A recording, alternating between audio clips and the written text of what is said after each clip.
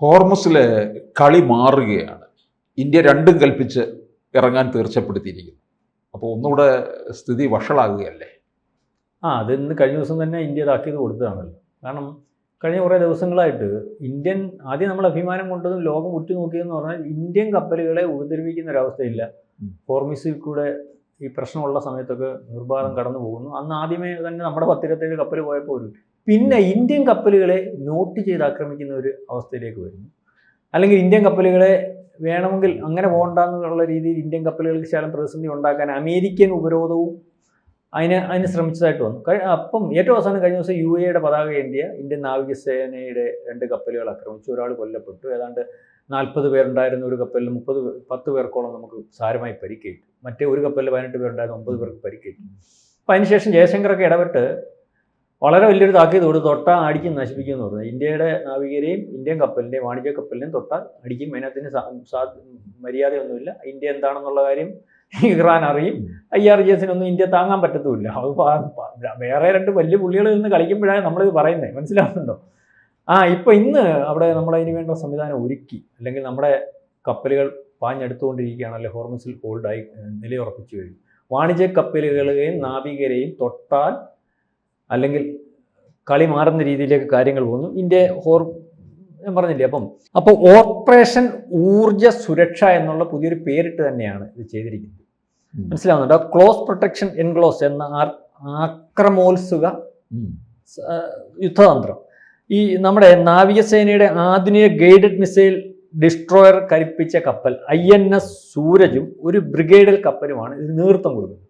അതായത് നമ്മുടെ ഈ പറയുന്ന മനസ്സിലായില്ലേ, ഏത് മിസൈലുകളും അല്ലെങ്കിൽ ഡിസ്ട്രോയറുകളും ഒക്കെ ഉള്ള മിസൈലുകൾ വന്നാലും കൈകാര്യം ചെയ്യാൻ പറ്റുന്ന, അല്ലെങ്കിൽ ആക്രമിക്കുന്നതിനെ കൈകാര്യം ചെയ്യാൻ പറ്റുന്ന രീതിയിലേക്കുള്ള പ്രധാനപ്പെട്ട INSന്റെ സൂരജ് എന്ന് പറയുന്ന കപ്പലും വേറെ ഒരു ഡിസ്ട്രോയർ കപ്പലും ആണ്. അത് INS കപ്പലുകളുടെ ഒരു പ്രത്യേകത എന്ന് പറഞ്ഞാൽ ഇപ്പം ഒരുപക്ഷെ അമേരിക്കയുടെ കപ്പലുകൾ ഒക്കെ സമാനമായിട്ടും തുലനമായിട്ടും അല്ലെങ്കിൽ കാര്യങ്ങൾ കൈകാര്യം ചെയ്യാൻ പറ്റുന്ന കപ്പലുകളാണ്. അപ്പം ഇതിനകത്ത് ഹോർമൂസിലെ ഒരു വിഷയമെന്ന് പറഞ്ഞാൽ ഇപ്പം അമേരിക്കയുടെ ഉപരോധം വലിയ വലിപ്പത്തിലാണ്.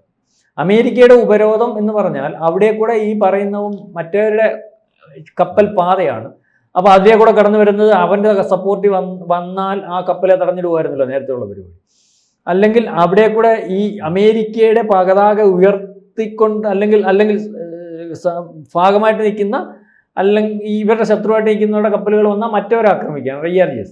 ഹോർമൂസിനകത്ത് ഈ പറയുന്ന മൈനുകളും ആളില്ലാ ബോട്ടുകളും, അതായത് മാഫിയ ബോട്ടുണ്ടല്ലോ, ബോട്ടുകളും വളരെ വലിയ വലിപ്പത്തിൽ വിന്യസിച്ചിരിക്കുകയും അവർക്ക് ക്ലോസ് ആയിട്ട് വീക്ഷിക്കാൻ പറ്റുകയും ദീർഘകാലമായിട്ട് അവരുടെ ഏരിയ ആയിട്ടിരിക്കുന്ന ഒരിടമാണ്. അപ്പം ആ ഏരിയയിൽ ഒരുപക്ഷെ അവിടുത്തെ ഈ നമ്മുടെ എന്ന് പറയത്തില്ല ഈ പ്രത്യേകത കൊണ്ടും ഭൂപ്രകൃതിയുടെ പ്രത്യേകത കൊണ്ടും അവിടെ കയറി ഈ പട്ടാളക്കാർക്ക് അല്ലെങ്കിൽ അമേരിക്കൻ പട്ടാളക്കാർക്ക് അവരുടെ ഒളിസങ്കേതവും അവരുടെ യുദ്ധമുറയും അവരുടെ കാര്യങ്ങളും അത്ര പെട്ടെന്ന് മനസ്സിലാക്കാൻ പറ്റുന്ന ഒരവസ്ഥയില്ല യഥാർത്ഥത്തിൽ. അതുകൊണ്ട് തന്നെയാണ് ഇപ്പോൾ 50,000 പട്ടാളക്കാരെയും ഇത്രയും പടക്കപ്പലും ഒക്കെ സൂക്ഷ്മമായിട്ട് അവിടെ കൊണ്ടിട്ടിണക്കുകയും ഇസ്രായേൽ പോലുള്ള ഒരു രാജ്യത്തിൻ്റെയും മൊസാദിൻ്റെയും, ഇസ്രായേലിൻ്റെ യുദ്ധം ഇതിൻ്റെ പുറകിലുണ്ട്, അല്ലെങ്കിൽ ഇതിനകത്ത് എല്ലാം ഇസ്രായേൽ ഇടപെടുന്നുണ്ട്. മൊസാദിൻ്റെ രഹസ്യാന്വേഷണ വിഭാഗം വലിയ വലുപ്പത്തിലുണ്ട്. ഒരുപക്ഷെ ഈ പറയുന്നിടത്തെല്ലാം മൊസാദ് ഉൾപ്പെടെയുള്ള സംവിധാനങ്ങൾ ഉണ്ടായിരിക്കും. എന്നാൽ പോലും അതിനെ വേണ്ട വിധത്തിൽ താല്പര്യത്തിനനുസരിച്ച് കൈകാര്യം ചെയ്തുകൊണ്ട് പോകാൻ പറ്റുന്ന ഒരവസ്ഥയില്ല. ആ ഇടത്താണ് നമ്മുടെ വാണിജ്യ കപ്പലുകളെയും നമ്മുടെ നാവികരെയും ഇനിയും ഉപദ്രവിച്ചാൽ കൃത്യമായിട്ട് ഉപദ്രവിക്കാൻ അല്ലെങ്കിൽ തിരിച്ചടിക്കാൻ സാധ്യമാകുന്നത്. ലോകം മൊത്തവും ഭയത്തോടു കൂടി കാണുന്ന ഒരിടമാണ് മിഡിൽ ഈസ്റ്റ്, പ്രത്യേകിച്ച് ഹോർമൂസ് കടലിടുക്ക്. അതിനകത്ത് പ്രത്യേകത എന്ന് പറഞ്ഞാൽ ഒരു വശത്ത് നിൽക്കുന്നത് ഇസ്രായേലും അമേരിക്കയുമാണ്, മറുവശത്ത് നിൽക്കുന്നത് ഇറാനാണ്. ഇവർ രണ്ടും വലിയ പ്രഹരശേഷി ഉള്ളവരാണ്. മറ്റവരെന്ന് പറഞ്ഞാൽ യാതൊരു വെളിവും വെള്ളിയാഴ്ച ഉള്ളവന്മാരാണ്. ആര്? അപ്പം അവിടെ ചെന്നിട്ട് സധൈര്യം ഇനിയും തൊട്ടാൽ അടി കൊടുക്കണമെന്ന് പറഞ്ഞ് നിൽക്കാൻ സാധിക്കുന്ന ഒരു നാവികസേനയും ഒരു ഇന്ത്യ മഹാരാജ്യവും ഉണ്ടെങ്കിൽ അത് ഏതാണ്ട് ബോധ്യമുള്ളവർക്ക് മനസ്സിലാവും. ചുമ്മാതെ വന്ന് കിടക്കുമല്ല. ഈ കഴിഞ്ഞ ദിവസം പറഞ്ഞതിൻ്റെ ഫലമായിട്ട് ഉടനെ തന്നെ നമ്മുടെ നാവികസേന ഒരുപക്ഷെ അവിടെ പോയതും കൈകാര്യം ചെയ്തു. കാരണം ഇതിനകത്ത് 2 കാര്യമുണ്ട്. ഞാൻ മുമ്പേ പറഞ്ഞാൽ അമേരിക്കയുടെയും ചെറിയ കളിയുണ്ട് ഇന്ന്. നമ്മുടെ കപ്പലുകളെ അല്ലെങ്കിൽ അവരാക്രമിച്ചു എന്ന് പറഞ്ഞിട്ട് നമ്മുടെ കപ്പലുകളെ ഇവന്മാരാക്രമിച്ചാലും മതിയല്ലോ. നമുക്ക് അതിനകത്ത് ഇറാനുമായിട്ട് ഒരു ക്ലാഷ് ഉണ്ടാക്കാൻ പറ്റും.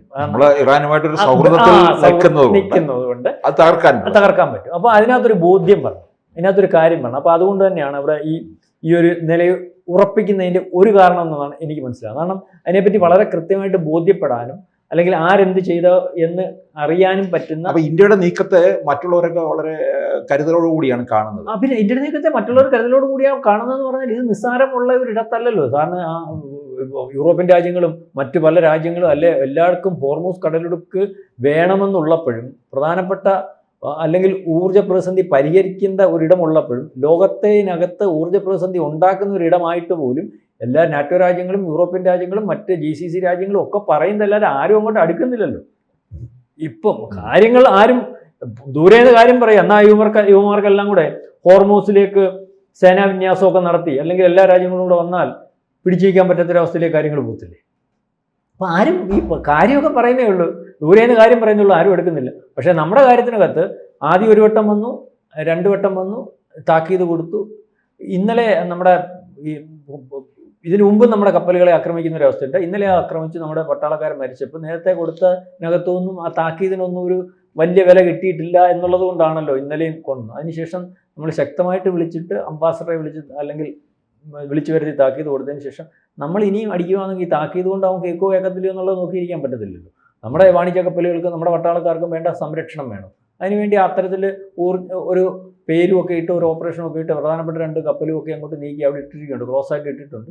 ഇനി നോക്കാമെന്നുള്ള രീതിയിലാണ്. അതായത് അടിച്ചാൽ തിരിച്ചടിക്കും, ഇനി ആ തർക്കമൊന്നുമില്ല. അതിപ്പം വേറെ ആരുടെയും സഹായമൊന്നും വേണ്ട, അല്ലെങ്കിൽ ആ രീതിയിലേക്കുള്ള കപ്പാസിറ്റിയും കരുത്തും തൻ്റെ ഇടവും അതിനുള്ള സംവിധാനവും ഉള്ള ഒരു രാജ്യമാണ് ഇന്ത്യ എന്നുള്ളതിനകത്ത് ഇനിയും വേണമെങ്കിൽ അടിച്ചു നോക്കുമ്പോൾ ബോധ്യപ്പെടും. അതായത് ഒന്നാമത്തെ കാര്യം നമ്മുടെ എണ്ണയും മറ്റ് സംവിധാനങ്ങളും വരും നമ്മളെ മറ്റു പല രീതിയിലും ബാധിക്കുന്നത്. അപ്പോൾ ആ രീതിയിലേക്ക് കാരണം മാത്രവുമല്ല ഇതിനകത്ത് ഈ യുദ്ധത്തിനകത്ത് വേറെ വലിയ പ്രശ്നം നടന്നായിരുന്നു. അപ്പോൾ അമേരിക്കയെ നമ്മളെ കിട്ട് പണിയുന്നുണ്ടെന്നുള്ളതിന് ചബഹാർ തുറമുഖം ഉണ്ടല്ലോ നമ്മുടെ കസ്റ്റഡിയിൽ നിന്ന് നമ്മൾ കോടാനുകൂടി രൂപ മുടക്കിയിട്ടുണ്ട്. നമ്മൾ ഇറാൻ നമുക്ക് തന്നിട്ടുള്ളതാണ്. നമ്മൾക്ക് റഷ്യയിലേക്കും മറ്റ് ഈ പാകിസ്ഥാൻ്റെ സഹായം എല്ലാം മറ്റ് പലയിടത്തേക്കും നമുക്ക് സാധനങ്ങൾ കൊണ്ടുപോകുന്നതിന് വേണ്ടി അവിടെ നമ്മളിപ്പോൾ കുറേ നാൾ കൊണ്ട് ഈ അമേരിക്ക ആദ്യം ഒരു ഉപരോധം നമുക്ക് ഏർപ്പെടുത്തിയായിരുന്നു, ഓർമ്മയുണ്ടല്ലോ ഇത്. അതിനുശേഷം ഈ യുദ്ധത്തിനകത്ത് ഇസ്രായേൽ എത്ര ആക്രമിച്ചതൊക്കെ ആ തുറമുഖത്തെ ആക്രമിച്ചിട്ടില്ലായിരുന്നു. ഇറാനും അവിടെ ആക്രമിക്കുന്ന ഒരു ശേഷം. പക്ഷേ ഇതിനിടയ്ക്ക് തിരിച്ചടി പലപ്പോഴും ഇപ്പോൾ ഗാഢമായിട്ടുള്ള തിരിച്ചടി ഈ ഇറാനുമായിട്ടുള്ളതിന് അമേരിക്ക കൊടുത്തു. അമേരിക്ക 2 വട്ടം ഇപ്പോൾ തുറമുഖത്തെ ആക്രമിച്ചു. എന്ന് വെച്ച് കഴിഞ്ഞാൽ അവിടെ തുറമുഖത്തെ ആക്രമിച്ചാൽ അവിടെ നാശനഷ്ടം വരുന്നത് നമ്മുടെ കോടിക്കണക്കിന് രൂപയാണല്ലോ പോകുന്നത്. നമ്മളാണല്ലോ പൈസ മുടക്കിയിട്ട്. അപ്പം ഏതൊക്കെ രീതിയിൽ നമുക്ക് നമ്മളെ പണിയാം, ഡയറക്റ്റ് ഇൻഡയറക്റ്റും അതിനുള്ള സാധ്യത ഏറ്റവും കൂടുതലുള്ളതും ഈ മുമ്പ് നമ്മളൊരു കഥ പറഞ്ഞ പോലെ ചൈനയുടെ കാര്യം പറഞ്ഞ പോലെ ഇവനും ലോകത്ത് വിശ്വസിക്കാൻ കൊള്ളാത്ത ഒരു സാധനമാണ്. സായിപ്പ് എന്ന് പറഞ്ഞാൽ യൂറോപ്യൻസിന് ലോകത്ത് വിശ്വസിക്കാൻ പറ്റത്തില്ല. അവന്മാർ ചതിയന്മാരാണല്ലോ, അവന്മാരുടെ കാര്യമുള്ളൂ, കമ്മിറ്റ്മെൻ്റ് ഇല്ല. അപ്പോൾ അത് നമ്മൾ മനസ്സിലാക്കിയിട്ടുണ്ട്. ഏതായാലും ഹോർമൂസിൽ കളി മാറും. കൂടുതൽ വാർത്തകളും വിശേഷങ്ങളും നിങ്ങളിലേക്ക് എത്താൻ ABC മലയാളം സബ്സ്ക്രൈബ് ചെയ്യുക, ബെൽ ബട്ടണും അമർത്തുക.